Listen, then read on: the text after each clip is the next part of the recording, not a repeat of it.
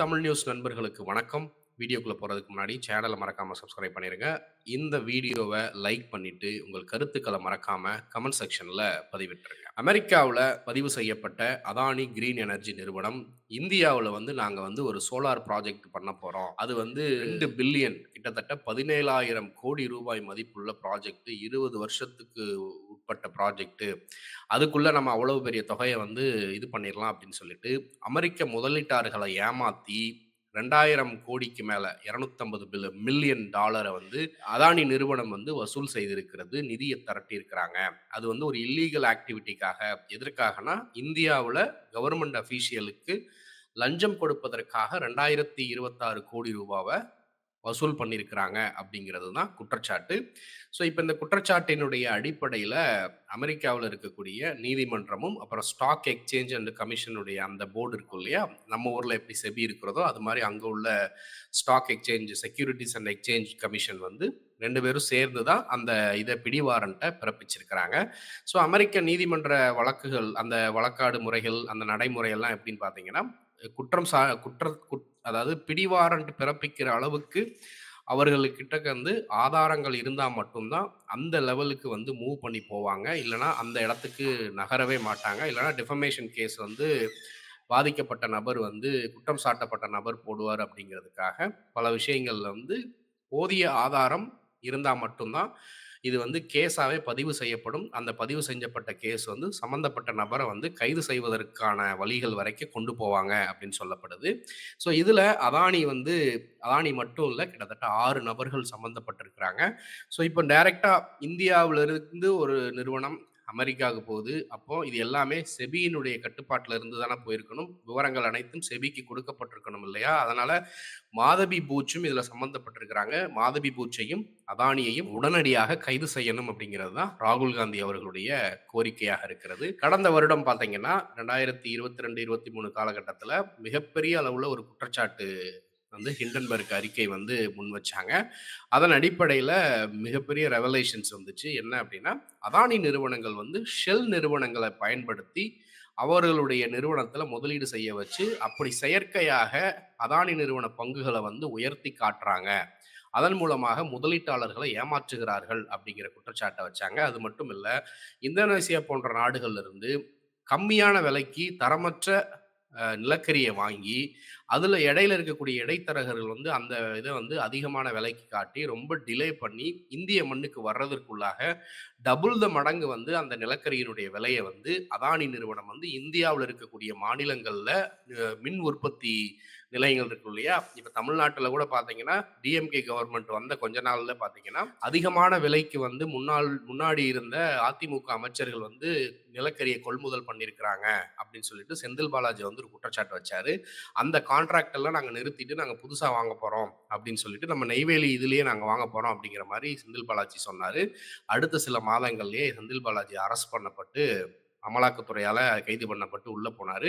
அது பெரும்பாலும் அதை எப்படி பார்க்குறாங்க அப்படின்னா, இதுக்கு பின்னாடி 2 ஸ்டோரி. அந்த ஒரு ஸ்டோரி இது வரைக்கும் யாருமே பேசியிருக்க மாட்டாங்க. இந்த கண்ணோட்டத்தில் பெரும்பாலும் பார்த்தீங்கன்னா, அதானி நிறுவனத்துக்கும் அதிமுக அரசுக்கும் அந்த நிலக்கரி கொள்முதல் அப்புறம் மின் ஒப்பந்தங்கள் இதெல்லாம் சம்மந்தப்பட்டிருக்கிறது. அதை செந்தில் பாலாஜி நோண்டுனதுனால தான் அவரை அரெஸ்ட் பண்ணி உள்ள வச்சிருக்கிறாங்க அப்படின்னு சொல்லுவாங்க. ராகுல் காந்தி அடிக்கடி சொல்லுவாரு, மோடியை தொட்டா கூட வலிக்காது, ஆனா அதானியை தொட்டா மோடிக்கு வலிக்கும் அப்படின்னு.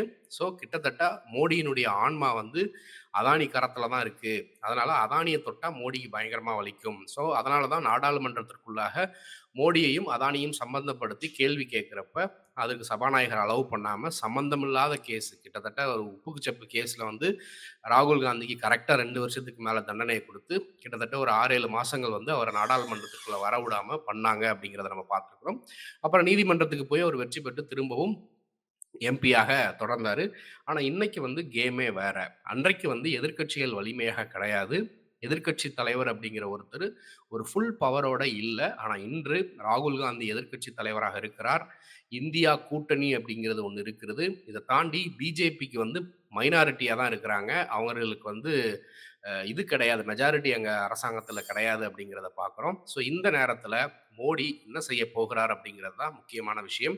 நாடாளுமன்ற கூட்டுக்குழு அமைக்கணும், அமைச்சு விசாரணை செய்யணும், நடத்தியே ஆகணும் அப்படின்னு எதிர்க்கட்சிகள் வந்து முழக்கம் வைத்தால், கோரிக்கை வச்சா, அதுவும் எதிர்க்கட்சி தலைவர் கோரிக்கை வச்சா, இன்றைக்கு வந்து நிச்சயம் அது பண்ணியே ஆகணும் அப்படிங்கிற கட்டாயத்திற்கு வந்து மோடி அரசு வந்து தள்ளப்பட்டிருக்கிறது. ஸோ இப்போ இந்த நேரத்துல அதானி சம்பந்தப்பட்ட எல்லா புகார்களும் அடுத்து ஒண்ணு ஒண்ணாக வரத் தொடங்கும் அப்படிங்கிறது தான் இதுல ஒரு முக்கியமான விஷயம். இதுல ரஃபேல் விமான ஊழல்ல இருந்து இன்னும் பல ஊழல்கள் வந்து மோடி அரசுல கடந்த வருஷத்துல வெளிவந்த அந்த 7,500,000 கோடி இந்த இதுக்கு இல்லையா சிஏஜி அறிக்கை அது முதற்கொண்டு எல்லாமே வெளியே வர தொடங்கும் அப்படிங்கிறதுல எந்த மாற்று கருத்தும் இல்லை.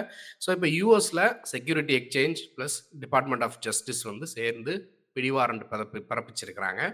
இதனால என்ன நடக்கும்? உண்மையிலே பின்னாடி என்ன நடந்துச்சு அப்படின்னா, அதானி கிரீன் எனர்ஜி அப்படிங்கிற நிறுவனம் அங்க லிஸ்ட் ஆயிருக்கிறது யுஎஸ் செக்யூரிட்டி எக்ஸ்சேஞ்ச்ல. அங்க உள்ள சாகர் அதானி அப்படிங்கிறவர் தான் அதனுடைய முக்கியமான பொறுப்பாளரா இருக்கிறாரு. அதானியினுடைய சகோதரருடைய மகன். அது சேர்ந்து இன்னொரு 6 நபர்கள் வந்து அதுல வந்து சம்பந்தப்பட்டிருக்கிறாங்க. ஸோ இப்ப எல்லாருக்குமே பிடிவாரண்ட் பிறப்பிக்கப்பட்டிருக்கிறது. எதனால அப்படின்னா, 2,000 கோடி $250 மில்லியன் வந்து அமெரிக்க மக்கள்கிட்ட இருந்து நிதியா திரட்டி அதை எதற்காக பயன்படுத்தி இருக்கிறாங்கன்னா, இந்தியாவில் இருக்கக்கூடிய அரசு அதிகாரிகளுக்கு லஞ்சம் கொடுத்துருக்குறாங்க அப்படின்னு சொல்றாங்க.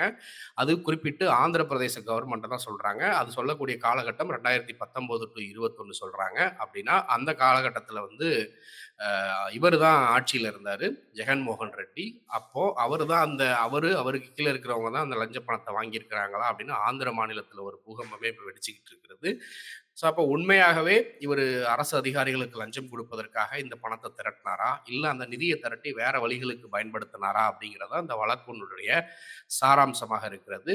ஸோ இப்போ இதில் வந்து முக்கியமாக இந்த ஹிண்டன்பர்க் சொன்னதே என்ன அப்படின்னு பார்த்தீங்கன்னா, இப்போ அதானி நிறுவனம் வந்து ஒரு விஷயத்துக்காக நிதியை திரட்டுறாங்க. ஆனா அதானி நிறுவனத்துல திடீர்னு பார்த்தீங்கன்னா, சம்மந்தமே இல்லாம சில நிறுவனங்கள் வந்து இன்வெஸ்ட் பண்ணுவாங்க.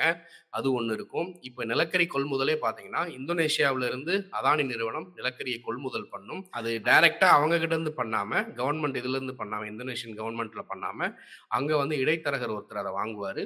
அவர் அத வாங்கி இன்னொரு விலைக்கு அதானி கிட்ட விப்பாரு. இல்லன்னா இன்னொரு இடைத்தரகருக்கு விப்பாரு. அந்த இடைத்தரகர் வந்து அதிகமான விலைக்கு அதானி கிட்ட குடுப்பாங்க. ஆக மொத்தத்துல இந்தோனேஷியாவுல இருந்து இந்தியாவுக்குள்ள வர்றதுக்குள்ள எடுத்துக்காட்டுக்கு சொல்லணும்னா, ஒரு 1000 கோடிக்கு வாங்குறான்னா, 3000 கோடிக்கு வந்து இங்க நிக்கும்.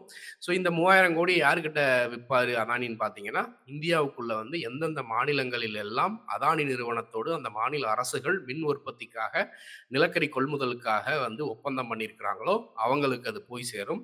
ஸோ இப்ப என்ன ஆகும் அப்படின்னா, ஆப்வியஸா அந்த மின் உற்பத்திக்காக அந்த அரசு ஒப்பந்தம் பண்ணியிருக்குன்னா, மக்களுடைய பாக்கெட்ல இருந்து மாசம் மாசம் கரண்ட் பில்லுல இருந்து அதானியினுடைய பாக்கெட்டுக்கு போய் சேரும். இத தான் ராகுல் காந்தி அன்னைக்கே குற்றச்சாட்டா வச்சாரு. டைரக்ட்டா இந்தியாவுல இருக்கக்கூடிய ஒவ்வொரு மக்களுடைய பாக்கெட்ல இருந்தும் அதானி திருடுகிறார். அதற்கான வழிய மோடி ஏற்படுத்தி குடுத்திருக்கிறார். அப்படிங்கிற குற்றச்சாட்டு வச்சாங்க. பாஜக ஆளக்கூடிய மாநிலங்களாக இருக்கட்டும், இல்ல பாஜக கூட்டணியில ஆளக்கூடிய மாநிலங்களாக இருக்கட்டும், அனைத்து மாநிலங்களிலும் அவர்கள் ஆட்சிக்கு வந்த உடனேயே இந்த மின் உற்பத்தியாக இருக்கட்டும், சோலார் எனர்ஜியாக இருக்கட்டும், அப்புறம் வந்து இது எல்லாமே பார்த்தீங்கன்னா, அதானி நிறுவனத்துக்கு வந்து ஒப்பந்தமாக குடுக்கணும். அதே நேரத்தில விமான நிலையங்கள், அத மாரி ரயில்வே சம்மந்தப்பட்டது, போர்ட்டு இது எல்லாமே அதானிக்கு குடுக்கணும்.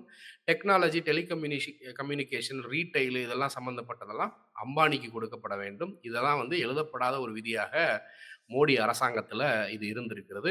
ஸோ, இப்ப இது எல்லாமே ஒண்ணு ஒண்ணா வெளிய வரத் தொடங்கி இருக்கிறது. அந்த இந்தோனேஷியாவிலிருந்து 2 பேர் வந்து இடையில இடைத்தரகர்களா இருப்பாங்கன்னு சொன்னேன் இல்லையா? அவங்க வந்து தேடி புடிச்சு நோண்டி பார்த்தோம்னா, அதானியினுடைய சொந்தக்காரங்களா இருப்பாங்க, சகோதரர்களா இருப்பாங்க, இல்ல நண்பர்களாக இருப்பாங்க. அவங்க என்ன பண்ணுவாங்க அப்படின்னா, அந்த இந்த இந்த கமிஷன்ல கிடைக்கக்கூடிய நிதி இருக்கு இல்லையா? அதிகமான இருக்கு. அந்த நிதிய என்ன பண்ணுவாங்க, அதானி நிறுவனத்தில பங்குகள விலைக்கு வாங்குற மாதிரி அதிகமான விலை குடுத்து வாங்குவாங்க. அப்படி அதிகமான விலை குடுத்து நெறைய பேர் வாங்குற மாரி முதலீட்டாளர்கள் மத்தியில அறியப்பட்டுச்சுன்னா, இந்தியாவுல இருக்கக்கூடிய சின்ன சின்ன முதலீட்டாளர்கள்லாம் என்ன பண்ணுவாங்க, அதானி நிறுவன பங்குகள அதிகமான விலை குடுத்து வாங்க வேண்டிய கட்டாயம் இருக்கும். ஏன்னா, இது இப்படிதான் வந்து செயற்கையாக அதானி நிறுவன பங்குகள் வந்து உயர்த்தப்பட்டிருக்கு அப்படிங்கிறது தான் ஹிண்டன்பர்க் நிறுவனத்தினுடைய முக்கியமான குற்றச்சாட்டு. இப்ப அந்த குற்றச்சாட்டு உண்மையாகி இருக்கிறது. இப்படி பல விஷயங்கள்ல நிதிகள திரட்டி பல முறைகேடுகள்ல அதானி நிறுவனங்கள் ஈடுபட்டிருக்கு. அதுக்கு இந்திய அரசும் உடந்தையாக இருக்கிறது அப்படிங்கிறது தான் ஹிண்டன்பர்க் குற்றச்சாட்டு. ஸோ இதெல்லாம் ஒண்ணு ஒண்ணா வெளிய வருது. இன்றைக்கு எதிர்க்கட்சிகள் வலுவாக இருக்கிறாங்க. மோடி திங்கட்கிழமை என்ன பண்ண போறார் அப்படிங்கிறத பொறுத்து இருந்து பார்ப்போம். இதை குறித்து நீங்கள் என்ன நினைக்கிறீங்கன்றதை மறக்காமல் கமெண்ட்டில் சொல்லுங்கள். தொடர்ந்து பேசுவோம். நன்றி.